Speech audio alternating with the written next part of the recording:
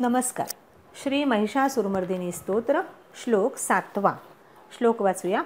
ऐ निज हुंकृती मात्र निराकृत धूम्र विलोचन धूम्रशते समर विशोषित शोणित बीज समुद्भव शोणित बीजलते शिव शिव शुंभ निशुंभ महाहव तर्पित भूत पिशाचरते जय जय हे महिषासुरमर्दिनी रम्यकपर्दिनी शैलसुते. आता एक एक चरण म्हणूया. ऐ निज हुंकृती मात्र निराकृत म्हणा. ऐ निज हुंकृती मात्र निराकृत धूम्रविलोचन धूम्रशते धूम्रविलोचन धूम्रशते. आता पूर्ण ओळ. ऐ निज हुंकृती मात्र निराकृत धूम्रविलोचन धूम्रशते म्हणा. ऐ निज हुंकृती मात्र निराकृत धूम्रविलोचन धूम्रशते. आता दुसरी ओळ. समर विशोषित शोणित बीज म्हणा. समर विशोषित शोणित बीज समुद्भव शोणित बीजलते समुद्भव शोणित बीजलते. आता पूर्ण ओळ. समर विशोषित शोणित बीज समुद्भव शोणित बीजलते म्हणा. समर विशोषित शोणित बीज समुद्भव शोणित बीजलते. आता तिसरी ओळ. शिव शिव शुंभ निशुंभ महाहव म्हणा. शिव शिव शुंभ निशुंभ महाहव तर्पित भूत पिशाचरते तर्पित भूत पिशाचरते. आता पूर्ण ओळ. शिव शिव शिव शुंभ निशुंभ महाहव तर्पित भूत पिशाचरते म्हणा. शिव शिव शुंभ निशुंभ महाहव तर्पित भूत पिशाचरते जय जय हे महिषासुरमर्दिनी रम्यकपर्दिनी शैलसुते. या श्लोकामध्ये ऐ निज हुंकृती मात्र निराकृत. हुंकृती असा तो शब्द आहे. हुंकृती ङ क ख ग ग ङ मधला ङ म्हणायचा. ऐ निज हुंकृती ती रस्व म्हणायचा. मात्र निराकृत धूम्र विलोचन धूम्रशते धू दीर्घ आहे दोन्हीकडे. धूम्र विलोचन धूम्रशते. दुसऱ्या ओळीमध्ये समर विशोषित शोणित बीज. समर विशोषित शाळेचा श आणि षटकोनाचा श जवळजवळ आलाय. उच्चार योग्य करायचा. समर विशोषित शोणित बीज समुद्भव शोणित बीजलते. सरळच आहे. बी दीर्घ म्हणायचा. बीजलते. तिसऱ्या ओळीमध्ये शिव शिव शुंभ निशुंभ महाहव सरळच आहे. तर्पित भूत पिशाचरते. तर्पित भूत भू दीर्घ म्हणायचा. जय जय हे महिषासुरमर्दिनी रम्यकपर्दिनी शैलसुते. आता या गोष्टी लक्षात घेऊन आपण पूर्ण श्लोक म्हणूया. ऐ निज हुंकृती मात्र निराकृत धूम्र विलोचन धूम्रशते समर विशोषित शोणित बीज समुद्भव शोणित बीजलते शिव शिव शुंभ निशुंभ महाहव तर्पित भूत पिशाचरते जय जय हे महिषासुरमर्दिनी रम्यकपर्दिनी शैलसुते म्हणा.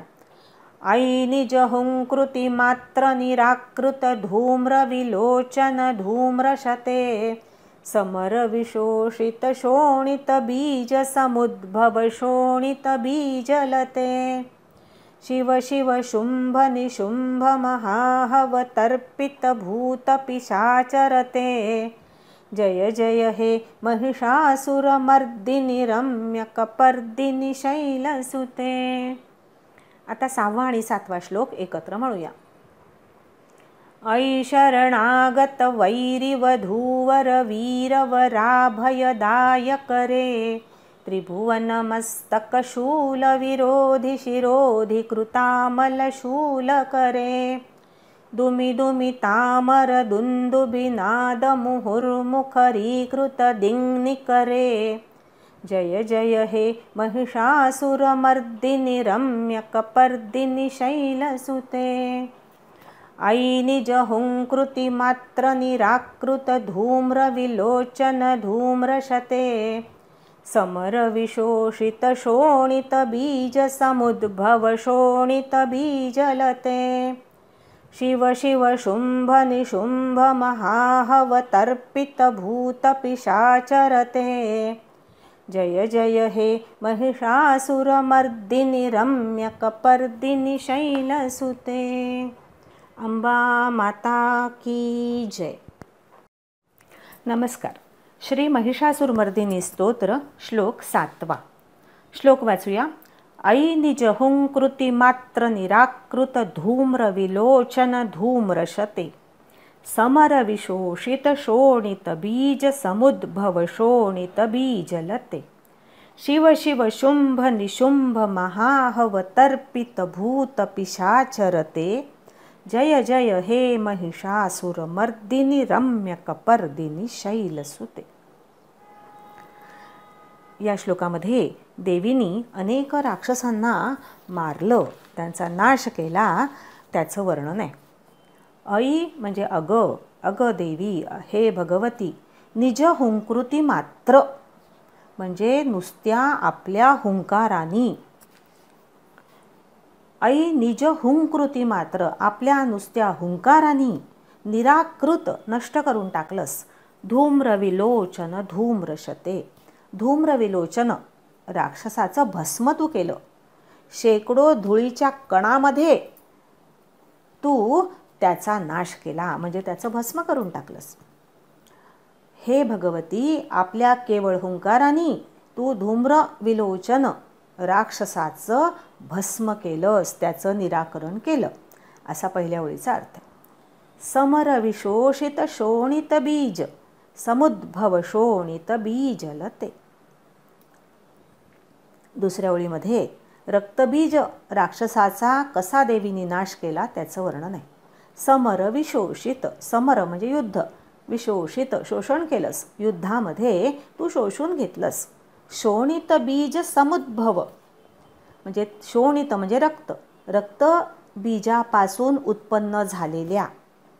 शोणित बीजलते अनेक रक्त बीजांना तू नष्ट केलंस, त्यांचा नाश केलास. पुराणांमध्ये असं वर्णन आहे की या शुंभ निशुंभ राक्षसांनी देवीचा नाश करण्यासाठी, देवीशी लढण्यासाठी, युद्ध करण्यासाठी धूम्रविलोचन राक्षसाला पाठवलं. देवीने त्याचा नाश केला. तसंच त्यांनी रक्तबीजाला पाठवलं, चंडमुंडांना पाठवलं. या सगळ्यांचा देवीने नाश केला, पराक्रम गाजवला. हा जो रक्तबीज होता त्याला असं वरदान होतं की त्याचं रक्त, त्याच्या रक्ताचे थेंब जितके जमिनीवर पडतील त्यातून तितके राक्षस निर्माण होतील, पुन्हा रक्तबीज निर्माण होतील. आणि त्यामुळे देवीशी युद्ध करत असताना त्याचं रक्त जमिनीवर सांडलं की त्यातून तो रक्तबीज जणू अनेक रक्तबीजांची वेल उत्पन्न करत होता, असं वर्णन आहे. देवीनी यावेळी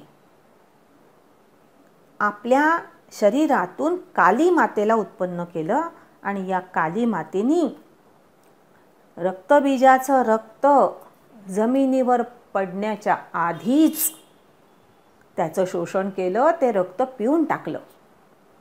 कालीचं रूप आपल्याला माहिती आहे, एवढी मोठी लांब लाल लाल जीभ तिची दिसत असते. त्या जिभेनी तिने या रक्तबीजाचं रक्त सगळं शोषून घेतलं, ते रक्त पिऊन टाकलं आणि अंबिकेनी, देवीनी मग या रक्तबीजाला मारलं, त्याचा नाश केला. त्याच्या रक्ताचा एकही थेंब जमिनीवर न सांडता त्याचा वध केला.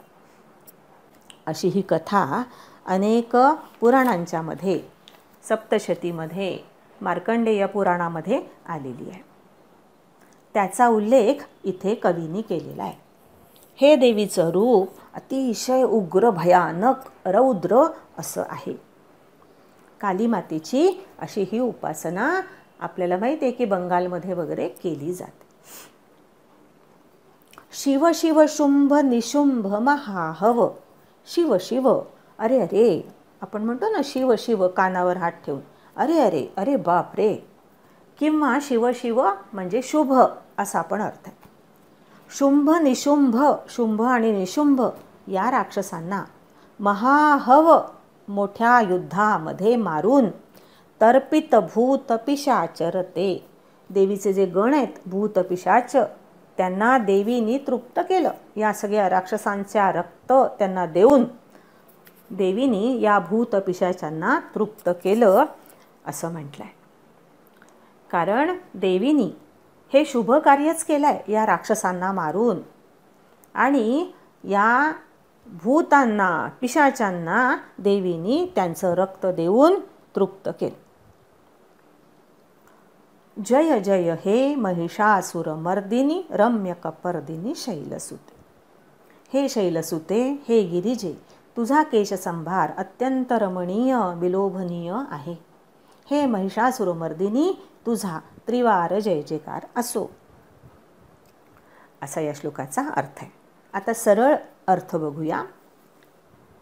ससैन्य आलेल्या धूम्रलोचन राक्षसाचं आपल्या नुसत्या हुंकाराने भस्म करून तू त्यांचं निराकरण केलंस. समरांगणात केवळ रक्तबीजाचंच नव्हे तर त्याच्या रक्तकणरूप बीजांपासून उत्पन्न झालेल्या अनेक रक्तबीजांना तू निर्बीज करून टाकलंस आणि जणू स्वतःच रक्तबीजलता बनलीस. या महासमरात शुंभ आणि निशुंभ या राक्षसांना मारून त्यांचं रक्त त्यासाठी आसुसलेल्या भूतपिशाचांना वाटून तू त्यांना तृप्त केलंस. हे गिरिकन्यके देवी, तुझा केशसंभार अत्यंत रम्य आहे. हे महिषासुरमर्दिनी, तुझा त्रिवार जय जयकार असो. अंबा माता की जय.